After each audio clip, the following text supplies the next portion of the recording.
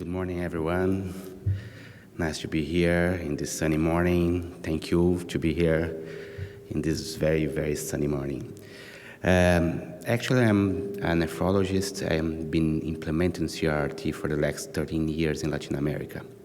So during these years of work, I've been facing, along with the doctors, many obstacles in CRT in Latin America.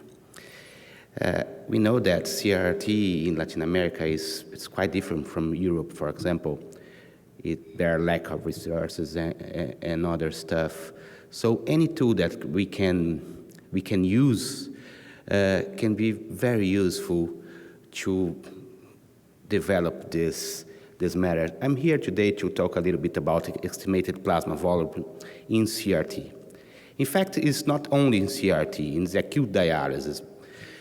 Every dialysis, because we know that there's not only CRT in ICU environment. So we are talking about a little bit, and how can we have a tool to estimate, to control, to monitor plasma volume. My disclosures over here, I'm Director of Medical Affairs in Latin America for Nova Biomedical. And we have to understand that in CRT we face many challenges. We face challenges about drug prescription, about how can we prescribe drugs, it's about size, filters, protein bind, and on. We face the challenge of anticoagulation. Which anticoagulation? Which protocol? Citrate, heparin.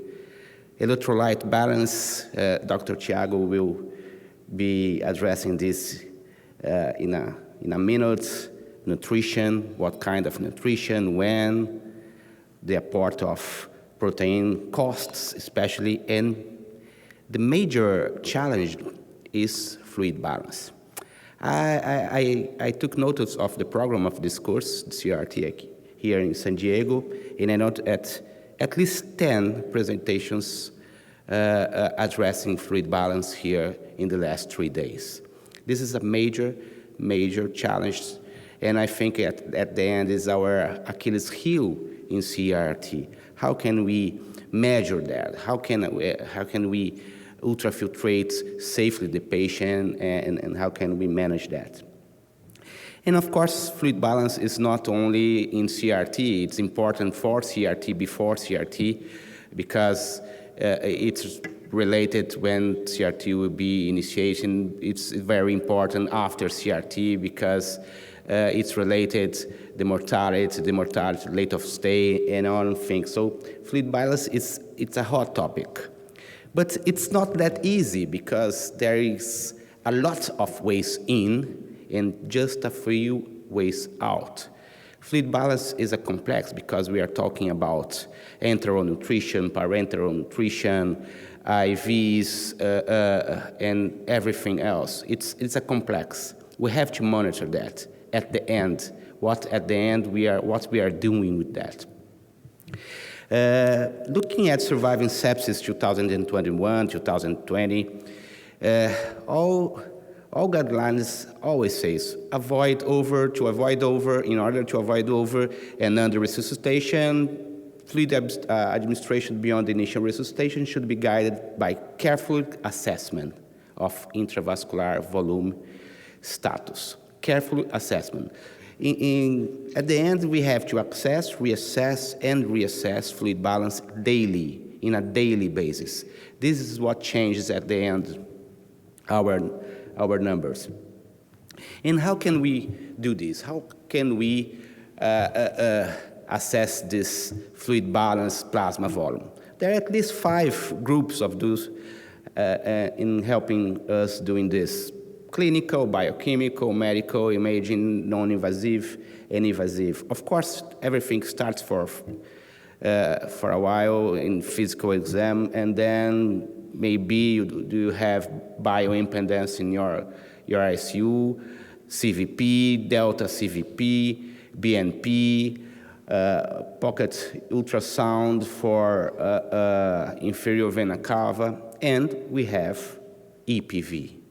estimated plasma volume, and delta EPV. How it works? It's easy.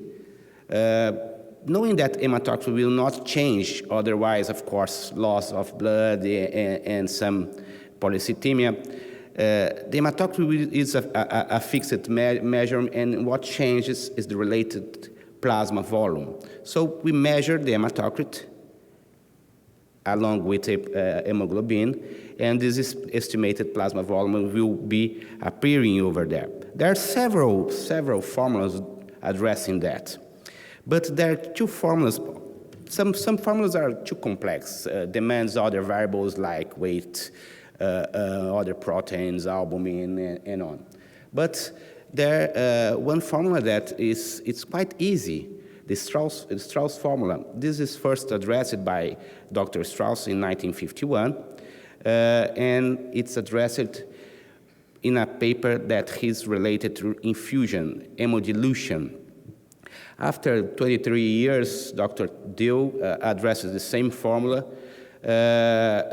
in dehydration. So in 51, about gaining water, in 74, about losing water, and at that time, 40 years ago, we are already talking about delta plasma volume to measure this plasma volume and this progression of this volume balance. Estimated plasma volume status is validating several clinical situations. One of them is sepsis. In this work, 1,500 patients in emergency department with fever was calculated ePVS on admission, and this change in ePVS above a certain level, 4.5, is related to sepsis and 30-day mortality. When we see ePVS, estimated plasma volume status in heart failure, there's a bunch of papers addressing heart failure with ePVS. This, for the cardiologist guys, this is a very well-known biomarker. This is a retrospective review about 3 important papers, one in Tokyo, one in Portugal, and another in France, and everyone says lower 30, so lower the EPV is the best prognosis in everything. Plasma volume in myocardial infarction is also a biomarker.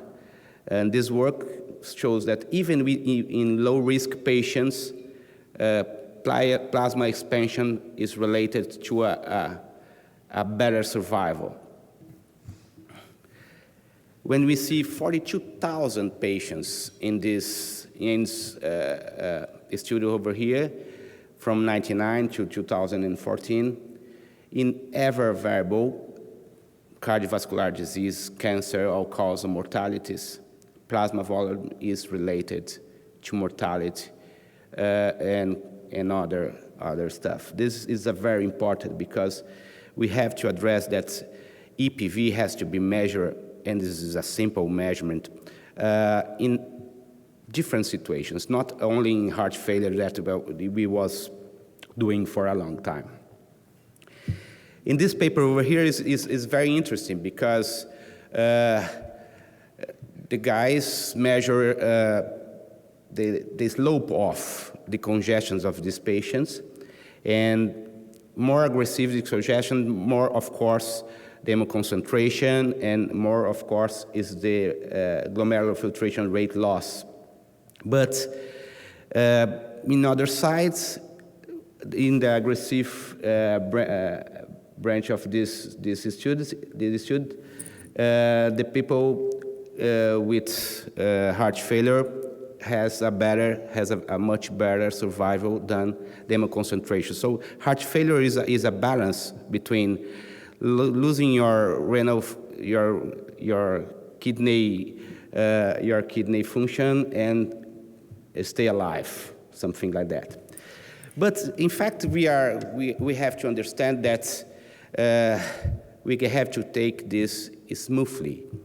This study compared early and late concentration, and in every aspect, late concentration was better to remove volume, weight loss, total fluid loss, and on. The industry are doing this for a long time. In every major company, in chronic machines already has hematocrit measurement in their machines. We are talking about Baxter, Fresenius, Brown. Everyone already knows that this is a very, very good biomarker for intradialytic hypotension and volume balance. What's being measured is how is this slope? Of course, when we are talking about chronic kidney disease, chronic dialysis, it's important to take care of other features at the time, like refilling and other things. But we have to understand that red blood volume in this matters is more important still than ultrafiltration. This is an important message that measuring the hematocrit, the red blood volume, is more important until to see ultrafiltration. And what I've been doing? Daily, we are measuring a lot of samples in our CRRT. Daily, we took glucose, ionized calcium, urea, magnesium, ionized magnesium, chloride, sodium, total bilirubin, bicarbonate, and HbHT. We are already doing this. What is the lacking is to analyze this measurement in another way. Just analyze the ePV on every hematocrit that you are getting in your daily basis samples, and see what changes. When you start to do this with a research that you already have, you can see a slope of plasma volume during your CRT, during your decongestion, and better than that, a delta plasma volume. How aggressive you are doing this. So this is an easy measure, and you have to understand that small changes in hematocrit or hemoglobin can be big changes in delta plasma volume. So if you take a look at delta plasma volume, you will see how much you are ultrafiltrating or how much are you not doing this. And you have to take care and get it a little bit smooth. The delta plasma volume status it's an easy measure to control in CRT. You can see easily if you are gaining volume or you are losing volume. And better than that, you are gaining volume too fast or are losing volume too fast.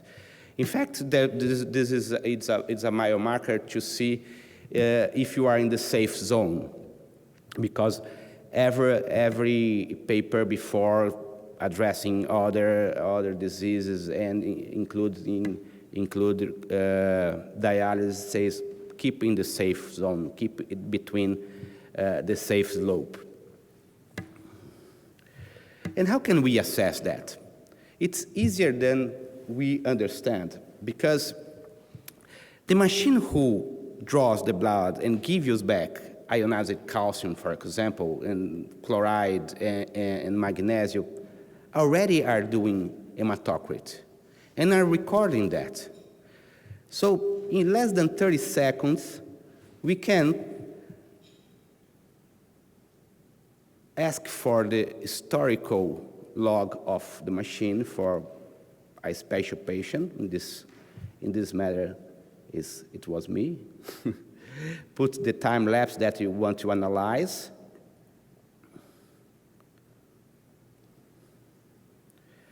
Understand, identify your patient, identify what curve that you want to do, delta ePV, and just that, and print it if necessary. So we have to understand all data is already drawn for us. It's already over there. All data for measuring hematocrit is already over there every day, every measurement. So the only thing that we have to do is to analyze this a little bit deeper. And hematocrit is an easy and inexpensive biomarker for plasma volume. We can even follow up this patient after ICU. Of course, there's no magic plasma volume indicator in ICU. That's why we have a bunch of them. But one that we can go after at discharge, at an environment after ICU, in their home care, for example, it's fantastic because you can compare the patient leaving the hospital with the patient in their houses, and in fact, to analyze readmission and on. So, in summary, ePV is another data point for a bunch of other clinical evaluation of volume status. ePV is simple, inexpensive, that's very important, validated and fast in estimation of plasma volume, easy to see the trend. In 30 seconds, you can analyze that, print it if you want. It's a useful prognostic for heart failure, myocardial infarction, renal failure, and probably is useful for preventing readmission. This is already a data in heart failure that we have some projects to acquire this data in acute kidney disease also. It's a validated predictive of overall mortality, and it has its potential in use in other clinical situations.